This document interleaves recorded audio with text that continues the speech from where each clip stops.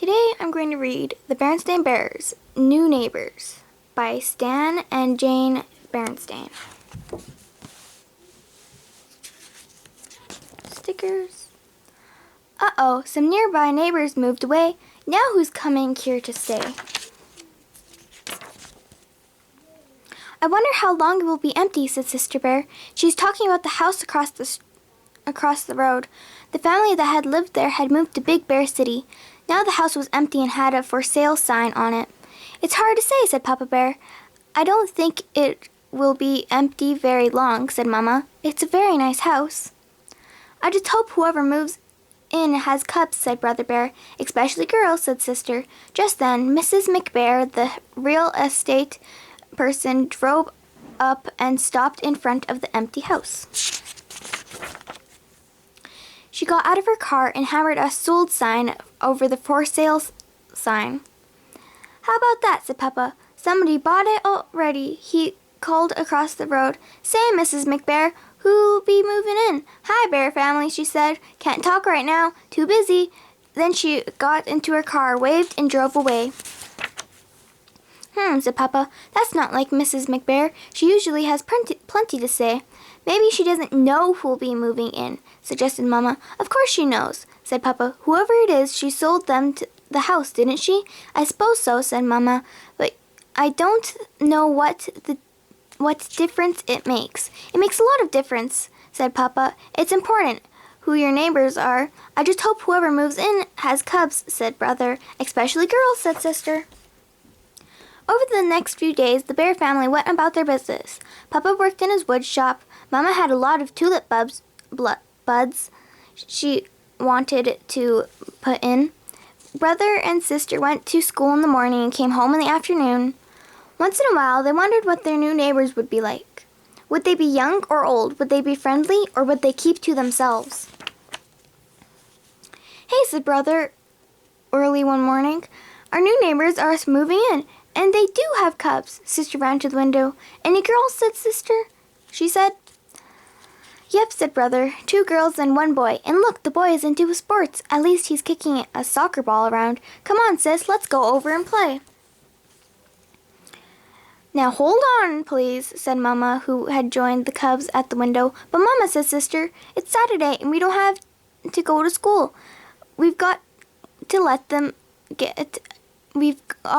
give them a chance to get moved in, Mama said. They do look like a lovely family. We'll go over later and welcome them. Said Papa, looking out the window. Now who do you suppose they are? He added in a grumpy tone of voice. And what do you suppose they're doing here? Well, said Mama, I suppose they're the panda family, 'cause that's what they just painted on their mailbox. As for what they're doing, I suppose they're doing the same thing we are, living here. What's the matter, Papa?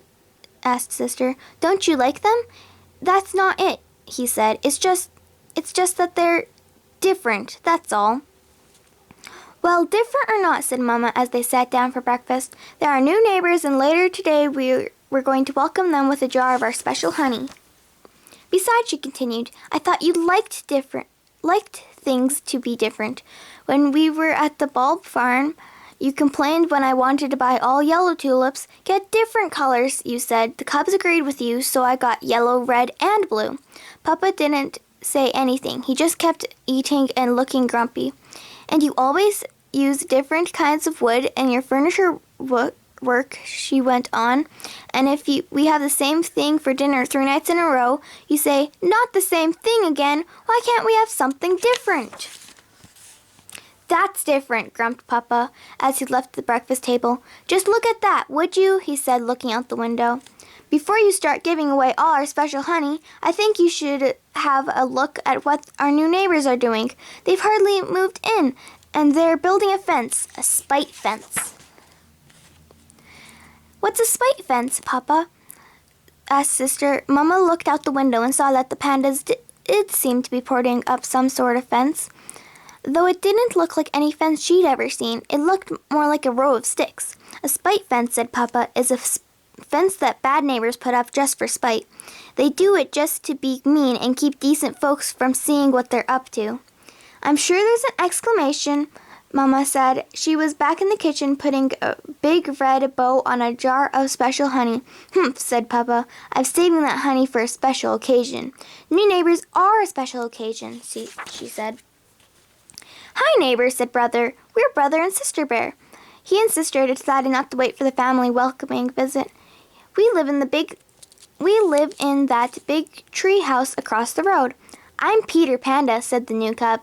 These are my sisters, Pam and Patty. The new cubs were very friendly, and pretty soon, one and all were busy talking about the thing cubs talk about.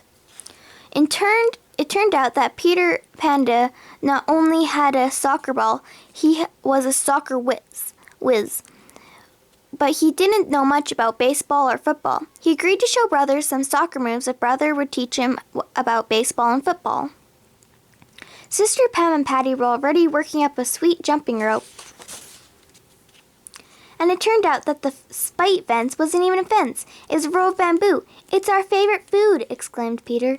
Mom is a great bamboo cook. She must have 50 recipes. Our favorite food is honey, said Brother. We're going to bring you a jar of it later.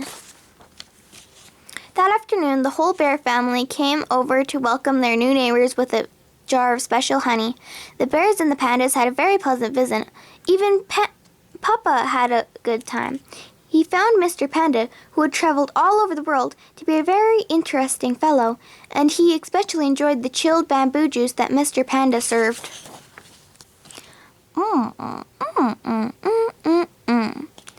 arranged a neighborhood welcome at the community center for the next weekend. It was a covered dish supper, and Mrs. Panda's barbecued bamboo shoots were the hit of the evening. Stickers. The end.